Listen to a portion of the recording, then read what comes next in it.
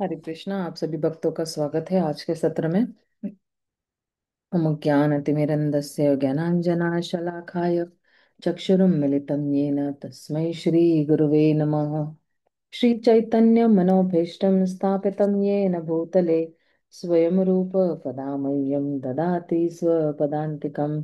वन्देऽहं श्रीगुरुन् श्रीयुतपदकमलं श्रीगुरून् वैष्णवांश्च श्रीरूपं साग्रजातां सहगण रघुनाथान्वितं तं सजीवं साद्वैतं सार्वधूतं परिजनासहितं कृष्ण चैतन्य देवम श्रीराधा कृष्ण पदान सहगणा ललिता श्री विशाखान्वितांश्च नमो विष्णुपदाय कृष्ण पृष्ठाय भूतले श्रीमते भक्तिवेदांत स्वामिनिति नामिने नमस्ते सरस्वते देवे गौरवाणी प्रचारिणे निर्विशेष शून्यवादी पाश्चात्य देश तारिणे हे कृष्णा करुणा सिंधु दीनबंधु जगतपते गोपेश गोपिका कांत राधा कांत नमोस्तुते तप्त कांचन गौरांगी राधे वृंदावनेश्वरी वृषभानुसुते देवी प्रणमामि हरिप्रिये वाञ्छाकल्पतरुभ्यश्च कृपा सिन्धुभ्य एव च पतितानं पावनेभ्यो वैष्णवेभ्यो नमो नमः। जय श्री कृष्णा चैतन्य प्रभु नित्यानंद श्री अद्वैत गदाधर शिवासादि गौर भक्तवृंद। हरे कृष्णा कृष्णा कृष्णा हरे हरे हरे राम राम राम हरे हरे। तो आप सभी का स्वागत है। और हम लोगों ने जो है यहाँ पे जो है 21वें श्लोक तक जो है पहुंचे थे हम लोग। 222 वाले श्लोक पे रहते हैं, क्योंकि गोविंद देव जी का अभी भी जो है वो वर्णन चल ही रहा है। 14 भुवन यार सबे करे ध्यान, वैकुंठादि पूरे यार लीला गुण गाना। 14 लोगों के सारे लोग उनका ध्यान करते हैं, और वैकुंठ लोक के सारे निवासी उनके गुणों एवं लीलाओं का गायन करते हैं। याहर मधुरी ते करे लक्ष्मी आकर्षण, रूप गोसाई करी या छे से रूप वर्णन। उनकी माधुरी से लक्ष्मी जी आकर्षित हो जाती है, जिसका वर्णन श्री रूप गोस्वामी ने इस प्रकार किया है। तो अब जो है श्री रूप गोस्वामी जो है गोविंद देव जी का वर्णन करने वाले हैं। तात्पर्य में कह रहे हैं, श्री रूप गोस्वामी ने अपने लघु भागवतामृत में पद्म पुराण से उदाहरण दिया है, जिसमें बतलाया गया है कि लक्ष्मी देवी भगवान कृष्ण के आकर्षक रूप को देखकर उनकी ओर आकृष्ट हुई थी, और भगवान कृष्ण की कृपा प्राप्त करने के उद्देश्य से वे उनके ध्यान में लग गई थी। जब कृष्ण ने उनसे पूछा कि वे इतने संयम से क्यों ध्यान करती है, तो लक्ष्मी देवी ने उत्तर दिया, मैं वृंदावन की गोपियों की तरह आपकी संगीनी बनना चाहती हूँ। यह सुनकर भगवान कृष्ण ने कहा कि ऐसा होना बिल्कुल असंभव है। तब लक्ष्मी देवी ने कहा कि वे भगवान के वक्षस्थल पर स्वर्णिखा के रूप में स्थित रहना चाहती है। भगवान ने यह प्रार्थना स्वीकार कर ली, और तब से लक्ष्मी जी सदैव उनके वक्षस्थल पर स्वर्ण रेखा के रूप में स्थित है। तुम्हें भागवतम में भी लक्ष्मी देवी की तपस्या तथा ध्यान का उल्लेख मिलता है, जहाँ कालिया नाग की पत्नियों ने कृष्ण की स्तुति करते हुए कहा था कि लक्ष्मी भी गोपी के रूप में उनका सानिध्य और उनके चरण कमलों की धूली चाहती है। फिर आगे क्या कह रहे हैं? हम्म तो ये शिल रूप गोस्वामी का ही जो है भक्ति रसामृत का वर्णन चल रहा है। स्मरे भंगी त्रय परि चिंता साची विस्तरणी दृष्टि, वंशी न्यस्ता धर कीशला या मुज्ज्वला चंद्रकिरण, गोविंदाख्या हरि तनुमति केशी तीर्थोपकंठे, मापेक्षिष्ठ स्थव यदि सखे बंधु संगे स्थिरंग। हे मित्र, यदि तुम अपने संसारी मित्रों के प्रति वास्तव में आसक्त हो, तो यमुना तट पे केशी घाट में खड़े भगवान गोविंद के स्मित हास्य युक्त मुखमंडल की ओर मत देखना। वे नेत्र से कटाक्षपात करते हुए अपने होठों पर बांसुरी धारण करते हैं। वो नव पल्लव के समान प्रतीत होती है। उनका त्रिभंगमा युक्त दिव्य शरीर चांदनी में अत्यंत उज्जवल प्रतीत होता है। तो कहते कि अगर तुम्हें अभी भी अपने परिवारजनों से अगर आसक्ति है तो तुम केशी घाट पे मत जाओ, क्योंकि वहां पे कौन खड़े हैं? वहां पे भगवान कृष्ण खड़े हैं। और कैसे खड़े हैं? त्रिभंग रूप में खड़े हैं। और बिल्कुल जो है नेत्रों से कटाक्षपात करते हुए, भगवान की नेत्रों को एक बार अगर कोई देख लेता है तो फिर वो वही घायल हो जाता है ना। इसलिए आप देखना, ये सारी जितनी भी कविताएं है ना बॉलीवुड में, ये सारी कविताएं एक्चुअली यही से आई हुई है कि उसको देख के मैं बेहोश हो गई और उनकी आंखों में देख के मैं बेहोश हो गया और ऐसे एंड वैसे, ये सब एक्चुअली कृष्ण से ही आ रहा है। और कह रहे कि अपने अधरों पर जो है, होठों पर जो है बांसुरी धारण करते हैं, जैसे कि बिल्कुल एक नया जो क्या कहते हैं, नव पल्लव।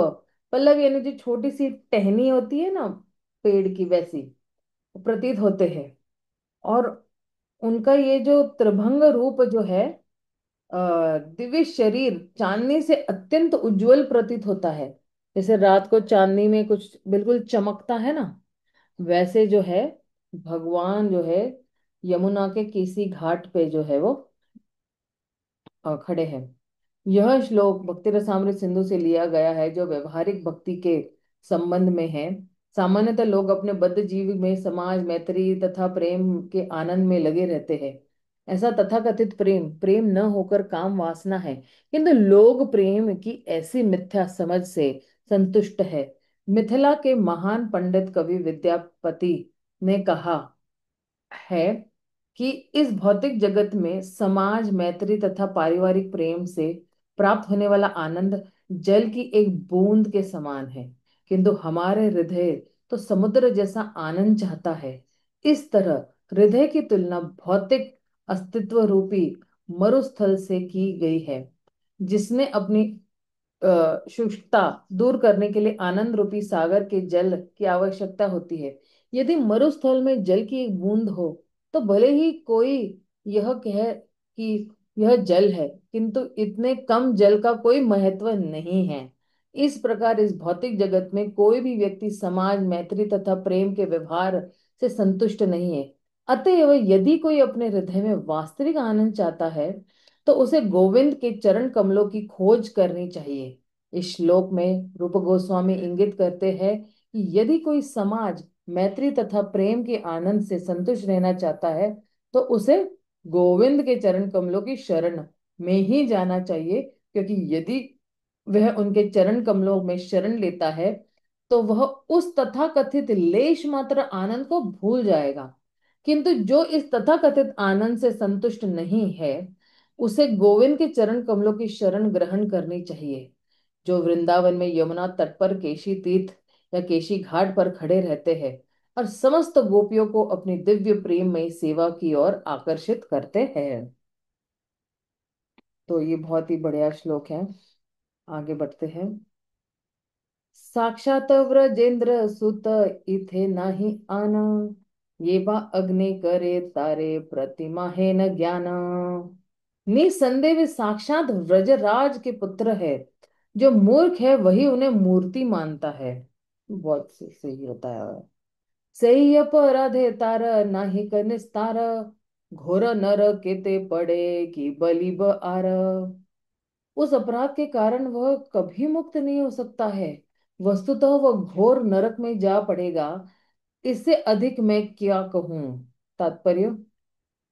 अपने ग्रंथ भक्ति संदर्भ में जीव गोस्वामी ने कहा है कि जो भक्ति के विषय में वास्तव में गंभीर है, वे मिट्टी धातु पत्थर या काष्ठ से बनी मूर्ति के रूप तथा भगवान के वास्तविक रूप में कोई अंतर नहीं करते। भौतिक जगत में व्यक्ति तथा उसकी फोटो चित्र या मूर्ति अलग अलग होते हैं, किंतु भगवान की मूर्ति तथा स्वयं कृष्ण अभिन्न नहीं है, क्योंकि भगवान परम पूर्ण है। जिसे हम पत्थर, काष्ठ तथा धातु कहते हैं, वे भगवान की शक्तियां हैं, और शक्ति कभी भी शक्तिमान से पृथक नहीं हो सकती है। जैसा कि हम पहले कह चुके हैं, सूर्य किरण की शक्ति को शक्तिमान सूर्य से पृथक नहीं किया जा सकता है। अतएव भौतिक शक्ति भले ही भगवान से पृथक प्रतीत हो, किंतु दिव्य रूप में वह भगवान से अभिन्न होती है। भगवान कहीं भी और सर्वत्र प्रकट हो सकते हैं, क्योंकि उनकी विविध शक्तियां धूप की तरह सर्वत्र फैली हुई है। अतएव हमें समझना चाहिए कि हम जो कुछ भी देखते हैं, वह भगवान की शक्ति है। हमें भगवान तथा मिट्टी, धातु, काष्ठ या रंग से बने उनके अरूप में भेद नहीं करना चाहिए। यदि किसी ने इस चेतना को विकसित नहीं किया, तो भी उसे अपने गुरु के उपदेश से इसे सिद्धांत के रूप में स्वीकार करना चाहिए, और मंदिर में अर्च मूर्ति की पूजा भगवान से अभिन्न मानकर करनी चाहिए। पद्म पुराण में यह विशेष उल्लेख मिलता है कि जो कोई मंदिर में भगवान के रूप को काष्ठ, पत्थर या धातु से बना मानता है, वह निश्चय ही नारकीय दशा को प्राप्त करता है। निर्विशेषवादी मंदिर में भगवान के रूप की पूजा विरोधी होते हैं, और अपने आप को हिंदू कहने वाला एक ऐसा समूह भी है जो ऐसी पूजा की निंदा करता है। उनके द्वारा वेदों की मान्यता का कोई अर्थ नहीं होता, क्योंकि सारे आचार्यों ने यह तक भी निर्विशेषवाद, शंकराचार्य ने भी भगवान के दिव्य रूप की पूजा करने की स्तुति की है। शंकराचार्य जैसे मायावादी पांच रूपों की पूजा, पंचोपासना की स्तुति करते हैं, जिसमें भगवान विष्णु सम्मिलित है। किंतु वैष्णवगण भगवान के विविध रूपों की यथा राधा कृष्ण, लक्ष्मी नारायण, सीता राम तथा रुक्मिणी कृष्ण की पूजा करते हैं। मायावादी स्वीकार करते हैं कि प्रारंभ में भगवान के स्वरूप की पूजा आवश्यक है, किंतु वे सोचते हैं कि अंत में हर वस्तु निर्विशेष हो जाती है, क्योंकि अंततः भगवान के स्वरूप की पूजा के विरुद्ध, सॉरी, भगवान के स्वरूप की पूजा के विरुद्ध रहते हैं। अतएव चैतन्य महाप्रभु ने उन्हें अपराधी कहा है। जो लोग शरीर को आत्मा मानते हैं, उन्हें श्रीमद् भागवतम में भौम इज्जती कहकर निंदित किया गया है। भौम का अर्थ है पृथ्वी तथा इज्जती का अर्थ है पूजक। भौम इज्जती दो प्रकार के होते हैं। वे अपनी जन्मभूमि की पूजा करते हैं, यथा राष्ट्रवादी जो अपनी मातृभूमि के लिए अनेक त्याग करते हैं, तथा वे जो भगवान के रूप की पूजा की भर्त्सना करते हैं। किसी को न तो पृथ्वी की पूजा करनी चाहिए, न अपनी जन्मभूमि की, न तो उसे हमारी सुविधा के लिए धातु या कांच से बने भगवान के स्वरूप की ही भर्त्सना करनी चाहिए। भौतिक वस्तुएं भी भगवान की ही शक्ति है। तो ये बहुत बढ़िया है तात्पर्य प्रभुपाद ने दिया। फिर प्रभुपाद क्या कहते हैं? हे न ये गोविंद प्रभु पाइनु यहाँ है ते, ताहार चरण कृपा के पारे वरणिते। अतः ऐसा कौन है जो उनके नित्यानंद के उन चरण कमलों की कृपा का वर्णन कर सके, जिसने मैंने इस भगवान गोविंद की शरण प्राप्त की है। क्योंकि ये प्रसंग कहाँ से शुरू हुआ? गोविंद देव जी की कृपा से जो है, उनको कृष्णा कविराज गोस्वामी को जो है नित्यानंद की कृपा प्राप्त हुई है, राइट? इसलिए वो ये सारा वर्णन शुरू हुआ है। अतएव ऐसा कौन है, सॉरी, वृंदावन वैसे यत वैष्णव मंडल, कृष्ण नाम परायण परम मंगल। वृंदावन में रहने वाले सारे वैष्णव जन कृष्ण के परम मंगलमय नाम के कीर्तन में मग्न रहते हैं। यहाँ प्राण धन नित्यानंद श्री चैतन्य, राधा कृष्ण भक्ति विने नाही जाने अन्य। भगवान चैतन्य तथा नित्यानंद उन वैष्णवों के प्रधान हैं जो श्री श्री राधा कृष्ण की भक्ति के अतिरिक्त कुछ भी नहीं जानते हैं। और फिर आगे क्या कह रहे हैं? हम्म से वैष्णवर पद रेणु तार पद छाया, अध मेरा दिल प्रभु नित्यानंद दया। इस पतित आत्मा को भगवान नित्यानंद की कृपा से ही वैष्णव के चरण कमलों की धूल और छाया प्राप्त हो सकती है। तो ताहा सर्व लभ्य हय प्रभुर वचन, सई सूत्र ए तार कैल विवरण। भगवान नित्यानंद ने कहा, वृंदावन में सभी वस्तुएं सुलभ है।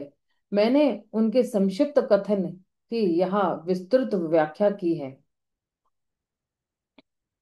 ये सब पाइनु आमी वृंदावन आया, से सब लभ्य ए प्रभुर कृपाया। मैं वृंदावन आकर यह सब प्राप्त किया है, और यह नित्यानंद प्रभु की कृपा से संभव हो सकता है। तो क्या कह रहे हैं? वृंदावन के सारे निवासी वैष्णव है। वे सर्व मंगलमय है, क्योंकि वे कृष्ण के पवित्र नाम का किसी न किसी तरह से सदैव कीर्तन करते रहते हैं। यद्यपि उनमें से कुछ लोग भक्ति के विविध विधि विधानों का कठोरता से पालन नहीं करते, किंतु वे कृष्ण भक्त ही है और प्रत्यक्ष या अप्रत्यक्ष रूप से कृष्ण नाम का जप करते रहते हैं। चाहे किसी काम से या बिना काम के, जब वे सड़कों से होकर गुजरते हैं तो राधा या कृष्ण का नाम लेकर एक दूसरे का अभिवादन करते हैं। इस तरह वे प्रत्यक्ष अप्रत्यक्ष रूप से शुभ होते हैं। वर्तमान वृंदावन शहर गौड़ीय वैष्णव द्वारा स्थापित किया गया है, क्योंकि 6 गोस्वामी यहाँ आए और उन्होंने अपने अपने मंदिर यहाँ बनवाए। वृंदावन में जितने मंदिर हैं, उनमें से 90% गौड़ीय वैष्णव संप्रदाय के हैं, जो चैतन्य महाप्रभु तथा नित्यानंद महाप्रभु की शिक्षाओं के अनुयायी है। इसमें से 7 मंदिर अत्यधिक प्रसिद्ध है। वृंदावन के निवासी राधा और कृष्ण की पूजा के अतिरिक्त और कुछ भी नहीं जानते। हाल के कुछ वर्षों में कुछ धर्म धर्म विचार विहीन तथाकथित पुजारियों ने, जो अपने आप को पक्का गोस्वामी जाति का बतलाते हैं, देवताओं की पूजा व्यक्तिगत रूप से चालू की है, किंतु इसमें कोई भी कट्टर वैष्णव भाग नहीं लेता। जो लोग वैष्णव विधि से भक्ति कार्य संपादन के प्रति गंभीर है, वे देवताओं की ऐसी पूजा में भाग नहीं लेते हैं। गौड़ीय वैष्णव कभी भी राधा कृष्ण तथा भगवान चैतन्य में कोई भेद नहीं मानते। उनका कहना है कि चूंकि चैतन्य महाप्रभु राधा तथा कृष्ण के सम्मिलित रूप है, अतएव वे राधा तथा कृष्ण के भिन्न नहीं है। किंतु कुछ भ्रांत लोग यह सिद्ध करने का प्रयास करते हैं कि वे अत्यंत उन्नत है, क्योंकि उन्हें राधा कृष्ण के नाम के स्थान पर गौर प्रभु का नाम कीर्तन करने में अधिक गौरव अनुभव होता है। इस तरह वे जानबूझकर भगवान चैतन्य तथा राधा कृष्ण में अंतर करते हैं।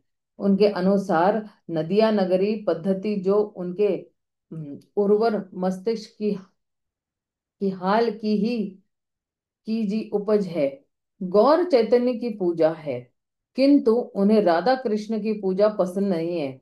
वे यह तर्क प्रस्तुत करते हैं कि चूंकि भगवान चैतन्य स्वयं राधा तथा कृष्ण के संयुक्त रूप में प्रकट हुए थे, अतएव राधा तथा कृष्ण की पूजा करने की आवश्यकता नहीं है। चैतन्य महाप्रभु ने ऐसे तथाकथित भक्तों द्वारा किए जाने वाले भेदभाव को शुद्ध भक्त विध्वंसक मानते हैं। जो कोई भी राधा कृष्ण तथा गौरांग में भेदभाव करता है, उसे माया के हाथों का खिलौना समझना चाहिए।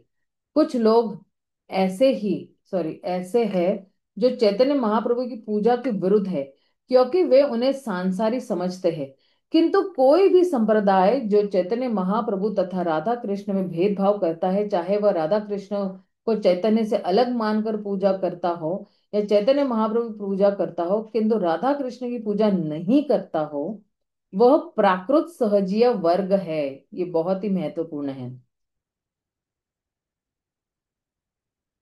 कभी कभी वृंदावन में जाके ना, हम लोग किसी के झांसे में आ सकते हैं, तो हमें झांसे में नहीं आना है। श्री चैतन्य चरितामृत के प्रणेता कृष्णराज कविराज गोस्वामी ने 25 और 26 श्लोक में भविष्यवाणी की है कि भविष्य में जो लोग पूजा की काल्पनिक विधियां बनाएंगे, वे धीरे धीरे राधा कृष्ण की पूजा छोड़ देंगे। और यद्यपि वे अपने आप को चैतन्य महाप्रभु के भक्त कहेंगे, किंतु अंत में वे चैतन्य महाप्रभु की भी पूजा छोड़ देंगे और भौतिक कार्यकलापों में पतित हो जाएंगे। भगवान चैतन्य के सच्चे उपासकों के जीवन का चरम लक्ष्य श्री श्री राधा तथा कृष्ण की पूजा करना होता है। प्रभुपाद देखो कितना बड़ा तात्पर्य लिख रहे हैं इसमें। आपनार कथा लिखी निर्लज हैया, नित्यानंद गुणे लेखाय उन्नमत करिया। मैं बिना किसी संकोच के अपनी निजी कहानी लिख दी है। भगवान नित्यानंद के गुण मुझे उत्तम बनाकर ये सब बातें लिखने के लिए बाध्य करते हैं। तो जैसे कोई भी लेखक वो अपने बारे में नहीं लिखते हैं, लेकिन यहाँ पे कृष्णराज कविराज गोस्वामी कह रहे हैं कि मैं निर्लज्ज होकर जो है अपनी निजी कहानी लिख रहा हूँ कि मुझे भगवान चैतन्य नित्यानंद स्वप्नों में आए, मैं वृंदावन गया, वहां पे मुझे रूप गोस्वामी मिले, ये सब जो है निजी कहानी है। तो कह रहे हैं बिल्कुल अ, बेशरम होकर मैं जो हूँ नित्यानंद मेरी अपनी कहानी बता रहा हूँ। हम्म फिर आगे क्या कह रहे हैं। नित्यानंद प्रभु गुण महिमा अपार, सहस्त्र वदने शेष नाही पाय आर। भगवान नित्यानंद के दिव्य गुणों की महिमाएं अगाध है। यहाँ तक कि भगवान शेष भी अपने हजारों मुखों से उनकी सीमा को नहीं पा सकते हैं। तो शेष भगवान जो है हजारों मुख से भी वो गुणगान नहीं कर सकते। श्री रूप रघुनाथ पदे यार आश, चैतन्य चरितमृत कहे कृष्ण दास। तो कह रहे हैं कि श्री रूप तथा श्री रघुनाथ के चरण कमलों में मैं प्रार्थना करते हुए सदैव उनकी दया की कामना करते हुए मैं कृष्णदास उनके पद चिन्हों का अनुसरण करते हुए श्री चैतन्य चैतामृत का वर्णन कर रहा हूँ। इस प्रकार श्री चैतन्य चैतामृत आदि लीला की नित्यानंद बलराम की महिमा शीर्षक 5वें अध्याय का भक्ति वेदांत तात्पर्य पूरा हुआ। देखिए, ये चैतन्य चैतामृत बंगाली में लिखा हुआ था, तो इसका अनुवाद जो है बंगाली से अंग्रेजी में जो है वो शिल प्रभुपाद ने किया। फिर बाद में जो है इसका अनुवाद हिंदी में हुआ है।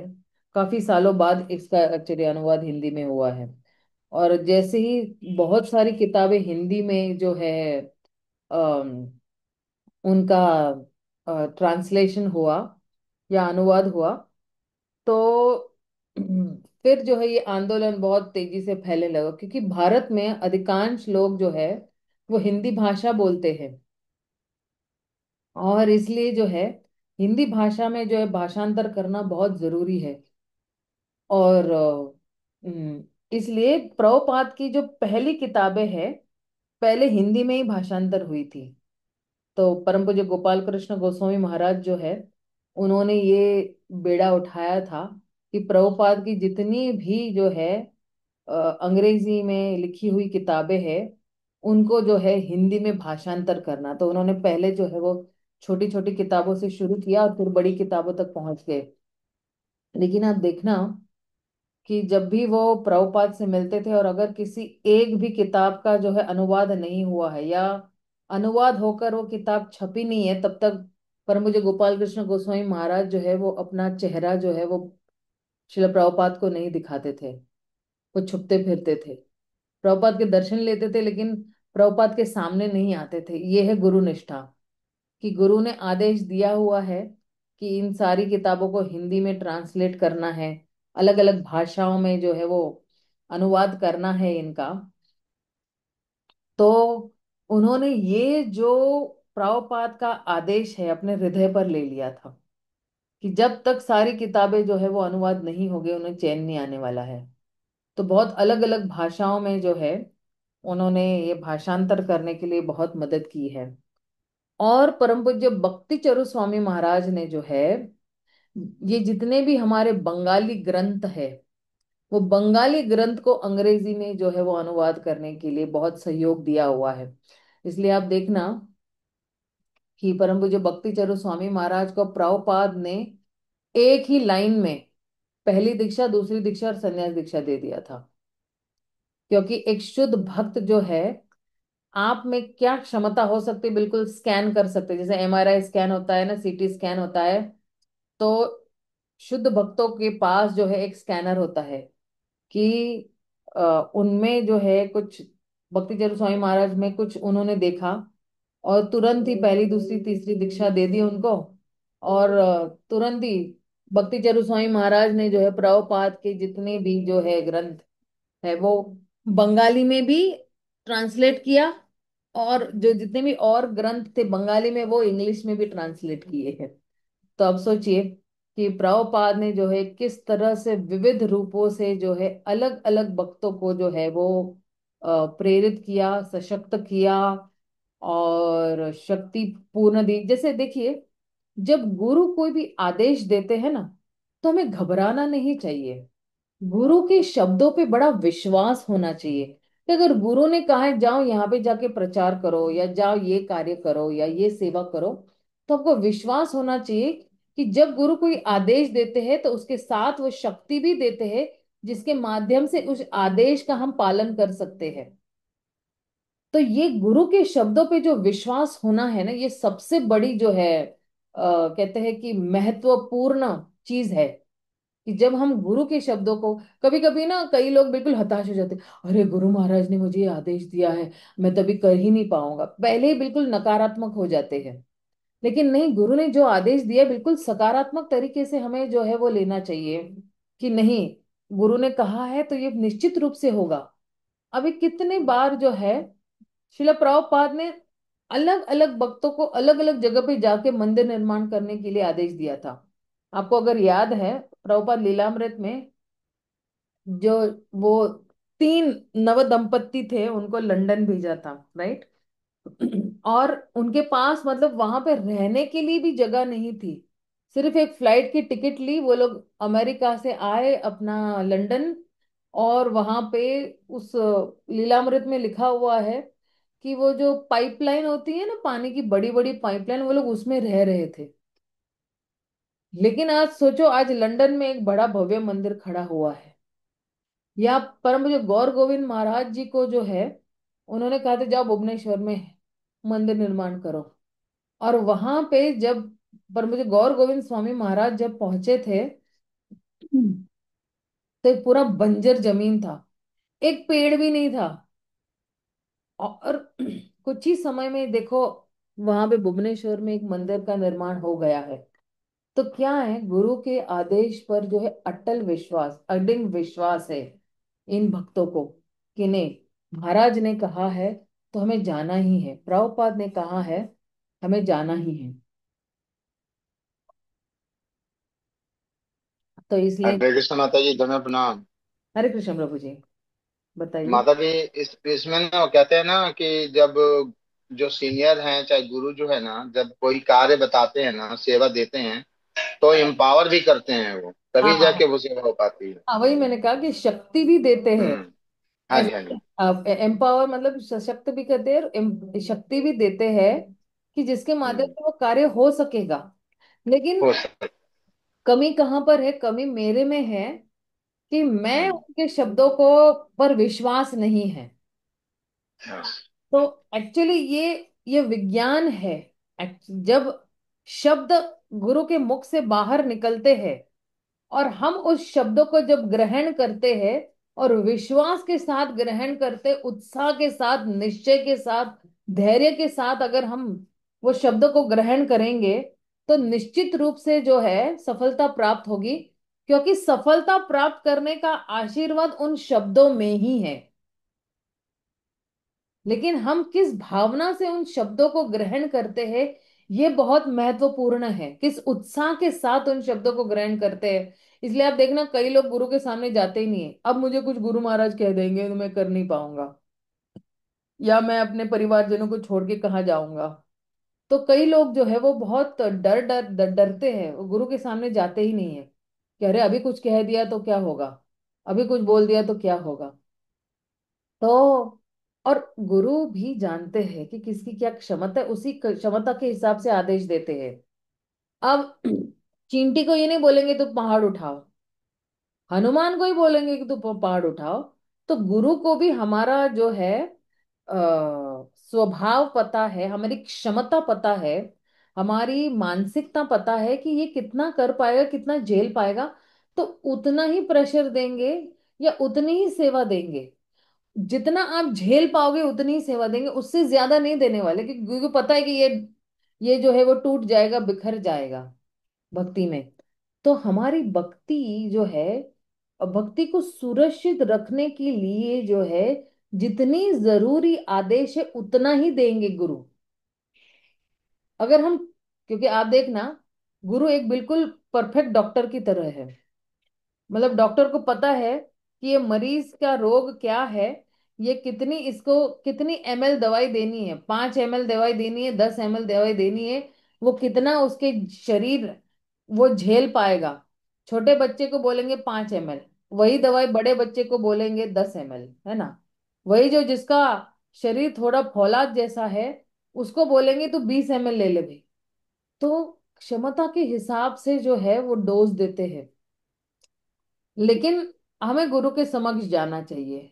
हमें बारंबार जो है वो गुरु के सामने जो है जाकर भीख मांगनी चाहिए।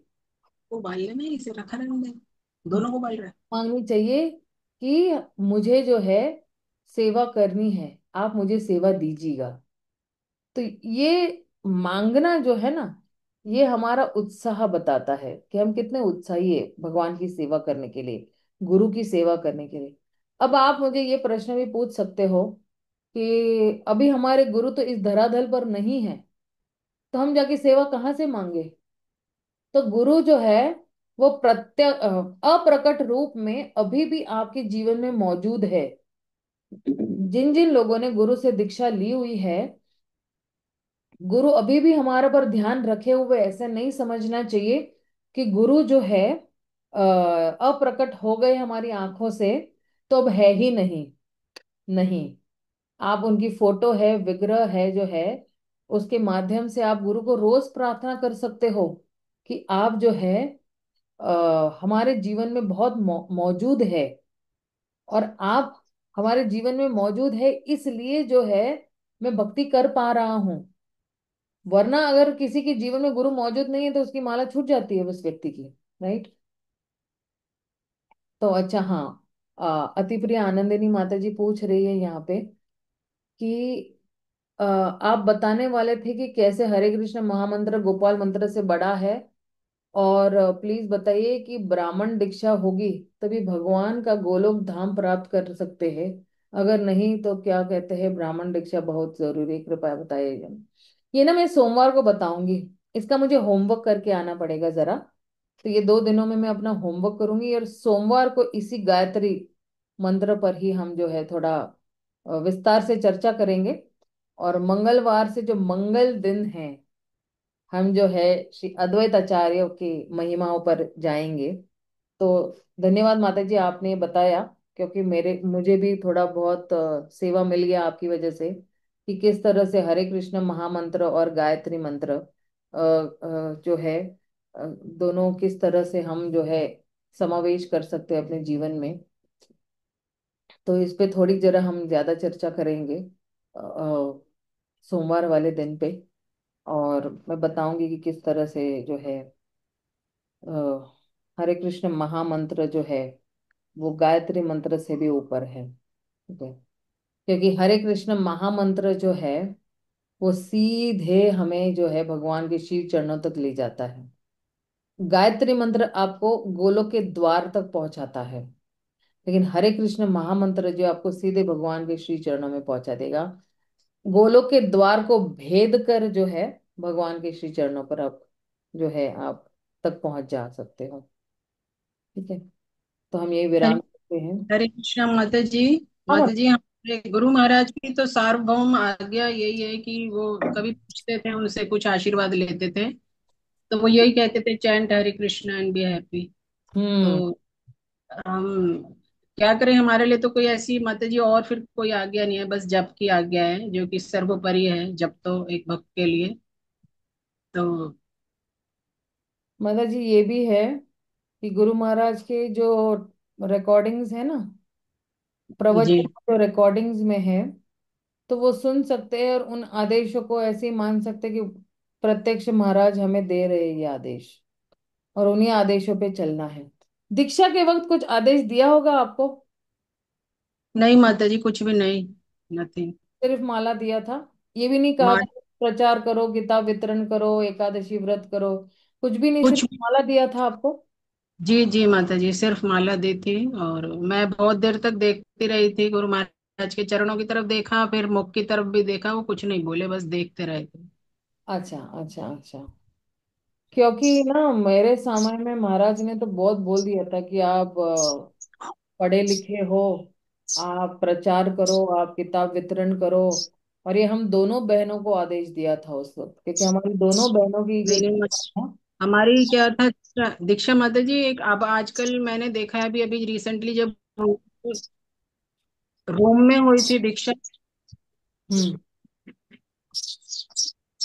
तो अच्छा, ठीक है। आदि सुत प्रभु, आप कुछ कहना चाहते हो? हाँ जी माता जी, मैं ये बोल रही हूँ, हमारी ना बहुत ओपन बाहर जो वो है कॉरिडोर है ना बाहर, इस्कॉन टेम्पल दिल्ली का, वहां पर दीक्षा हुई थी और बहुत सारे लोग थे, मतलब बहुत हजारों लोग थे हम्म। जहाँ दीक्षा हुई। तो वो फिर गुरु महाराज किसी को शायद कुछ नहीं कह रहे थे माता जी, अच्छा। सिर्फ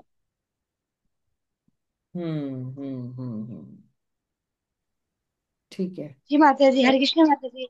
माता जी, महाराज ने हमें भी जब दीक्षा दी थी तो कुछ नहीं बोला था, सिर्फ माला ही दी थी यहाँ पे इस्कॉन गाजियाबाद में। तो अच्छा। ऐसा कुछ नहीं बताया था कि हमें प्रचार करना है या फिर कुछ करना है, बस क्योंकि बहुत सारे लोग होते हैं ना, तो फिर सबको नहीं कह पाते, इसलिए शायद नहीं कहा होगा। तो महाराज ने सिर्फ सबको माला जप ही दिया था उस वक्त। तो माता जी हमें यही समझना चाहिए, हम नहीं है इस लायक, किसी भी लायक नहीं है, हमारे को कुछ और आज्ञा ऐसे नहीं मिली बस। ये दीक्षा दिया मतलब गुरु ने हरे कृष्ण माता जी। किया है। हाँ हाँ प्रभु जी, दयालु प्रभु जी, हरे कृष्ण माता जी। बताइए हाँ बताइए। माता जी, होता क्या है कि महाराज ना जब भी मिलते थे तो पूछते ये जरूर थे कि आप ना किसके अंतर्गत भक्ति कर रहे हैं। हम्म। राइट तो राइट। जो जो जिसके अंतर्गत जिस लीडर जो मेंटर जो होते हैं ना गाइड करने वाले, हम्म। तो महाराज को ऑलरेडी पता है कि ये लोग हैं, तो जो यहाँ पे जो दीक्षा ले रहे हैं ये ऑलरेडी इनके मेंटर और इनके किसी न किसी मेंटर के अंतर्गत ये भक्ति कर रहे हैं। तो हाँ। ऑलरेडी जब पता है कि उन्हीं के थ्रू जब सेवा मिल रही है तो फिर महाराज ने फिर अलग से कुछ भी नहीं बोला। हमारे साथ भी ऐसा कुछ नहीं हुआ था, लेकिन बाद में हमारे जो लीडर थे उन्होंने हमें आगे फिर वो सीएलपीटी कराया, जैसे लीडर्स का कोर्स वगैरह कराया, फिर जाके हम लोग वो आज की डेट में हम लोग क्लास भी गाइड करते हैं, लीड हम्म करते हैं। हम्म। तो ये तो तो प्रभु फिर जी बाद जबकि देव कृपा से आपको वो मेंटोर या लीडर बड़े आपके सहज सह आपके स्वभाव के अनुसार मिल जाएं, और नहीं मिले तो फिर क्या होगा प्रभु जी, बंटाधार है हम लोगों का। नहीं नहीं नहीं, माता जी। अगर नहीं मिले हैं तो गुरु ही आपके शिक्षा गुरु है। गुरु की जी जी वाणी को हाँ। ही बिल्कुल हृदय से आपको चिपकाना है और आपको हम्म, ले लेना है। अभी आप देखिए ना, प्रभुपाद के टाइम पे प्रभुपाद सीधे जो है उनके गुरु थे, राइट। और जी जी प्रभुपाद की वाणी को सुन सुन के ही अभी कई महाराजों ने तो प्रभुपाद को देखा तक नहीं है, लेकिन केवल उनकी वाणी को सुन सुन के आज सन्यासी हो गए हैं। पर मुझे निरंजन स्वामी महाराज ने आज तक कभी भी प्रभुपाद को देखा नहीं है, उनको पत्र से ही दीक्षा दी हुई है, लेकिन है ना आज वो सन्यास स्तर पर है। रीति वाली दीक्षा हुई होगी ना माता जी उनकी। हाँ, तो एक एक शब्द जो है वो प्रभुपाद का अभी भी जो है वो पालन कर रहे हैं उनकी वाणी के माध्यम से। तो गुरु का संग जो है, एक्चुअली देखिए हमारी परंपरा क्या है पता है आपको? हम भगवान को आंखों से नहीं देखते, हम भगवान को कानों से देखते हैं। तो हम जी गुरु को भी जो है वो कानों से ही देखते हैं। उनकी वाणी, वाणी बहुत प्रबलशाली है, वो वाणी बहुत महत्व है। आईडीसी में भी हम लोग ने सीखा है कि वपु तो नहीं रहेगा लेकिन वाणी तो शाश्वत है ना, राइट। वाणी हमेशा हाँ। रहेगी। तो गुरु की वाणी को जो है हम जो है हृदय से लगाकर, और कई लोग जो है ना अभी, पर मुझे गोपाल कृष्ण गोस्वामी महाराज के भी शिष्यों में है कि रोज उनकी वाणी सुनेंगे और लिखेंगे कि गुरु महाराज एक लिस्ट ही बनाते हैं। गुरु महाराज ये चाहते हैं, गुरु महाराज ये चाहते हैं, गुरु महाराज ये चाहते हैं, मैं ये करूंगा। तो टिकमा करते रहते कि आज मैंने कितनी चीजें पालन किया है गुरु महाराज के आदेशों का। पूरी एक 100 500 चीजों की उन्होंने लिस्ट बनाई है।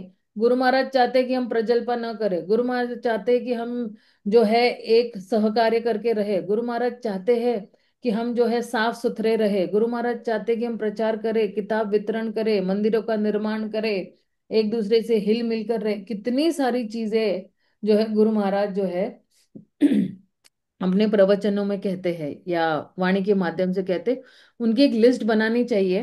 मुझे याद है अ, करीबन 2006 की बात है। तो मैंने वृंदावन में उस वक्त मैं ये कर रही थी, भक्ति शास्त्री कर रही थी 2006 में। तो हमारे एक शिक्षा गुरु है गौर सुंदर प्रभु। तो वो मुझे बता रहे थे कि अगर किसी को भी अपने अनर्थ बहुत जल्दी, अनर्थों से जल्दी छुटकारा पाना है, तो गुरु के आदेशों का पालन करना शुरू करे। एक लिस्ट बनाए पूरी, ये आदेश है, ये आदेश है ना। और उस पे पालन करना शुरू करेगा, और 2 साल के अंदर उसके सारे अनर्थ खत्म हो जाएंगे। ये गारंटी उन्होंने दी थी उस वक्त, आप सोचिए। और कई सालों बाद जो है, जब मैं भागवतम पढ़ रही थी, तो उसमें आगे गुरु के आदेशों का जो कोई भी पालन करेगा, उसके अनर्थ जल्दी जल्दी से खत्म हो जाएंगे। तो आप देखिए कि वाणी में बहुत ही पावर है। अभी कभी लग सकता है कि अरे महाराज ने डायरेक्टली मुझे कुछ भी नहीं बोला है ना, लेकिन जो है वाणी में बहुत ही पवित्रता है। आप जो है वाणी को सुनिए और अपने हृदय को लगा दीजिएगा, और फिर उस पर पालन कीजिएगा। देखना आपको रियली लगेगा कि महाराज जो है प्रकट ही है मेरे रूप में, मेरे जीवन में बिल्कुल मैं तो पूर्ण व्यक्ति की तरह ही है। वो आपको भीतर से भी जो है गाइडेंस देंगे। जी माता जी। माता जी, ये छोटे छोटे अच्छा। जो कार्टून्स आते हैं गुरु महाराज के, हम्म। इनको मैं करती हूँ फॉलो, इनको अच्छे से पढ़कर और देखती हूँ कि मैं क्या कर रही हूँ क्या नहीं कर रही। गुरु महाराज क्या, मैं ऐसे ही समझती हूँ कि वो गुरु महाराज ही कह रहे हैं, क्योंकि उसमें एक चित्रपट लगा रहता है साइड में गुरु महाराज का, और हाँ वहां लिखा रहता है कि मैं कोर्स चाहता आते हैं, हूँ, कोर्स। मैं चाहता हूँ। हाँ, कोट्स आते हैं प्रभु जी, तो उनको हम्म। यही मैं मानती हूँ कि मेरे को गुरु महाराज ही बोल रहे हैं ये, हाँ। मतलब जो है यही मान के चलते हूँ। सही है, सही है। ठीक। ठीक। हाँ, हरे कृष्ण गुरु माता जी। हाँ प्रभु जी, बताइए। मुझे षड संदर्भ षड संदर्भ जो ग्रंथ है, इनका हिंदी में ट्रांसलेशन पूरा हुआ है क्या? नहीं, संदर्भों का है ना, हिंदी में ट्रांसलेशन नहीं हुआ है। षट संदर्भों का श्रील जीव गोस्वामी ने जो लिखा हुआ है, उसका इंग्लिश में ही हाँ। ट्रांसलेशन है। ओके।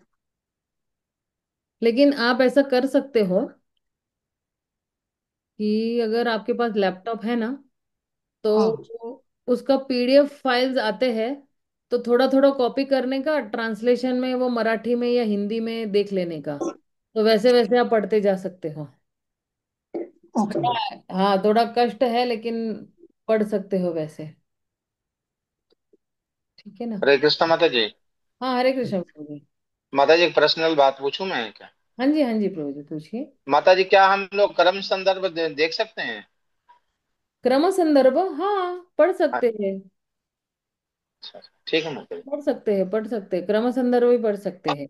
अभी देखिए हम लोग काफी ऐसे ने क्या परिपक्व भक्त बन गए हैं। ऐसा नहीं है कि हम भटक जाएंगे या कुछ ऐसी उल्टा पुल्टा कुछ करेंगे, नहीं। हम ये जो जितने भी संदर्भ है, ये समझने की कोशिश करें, और उनमें किसका उल्लेख किया है, परम भगवान का ही उल्लेख किया गया है।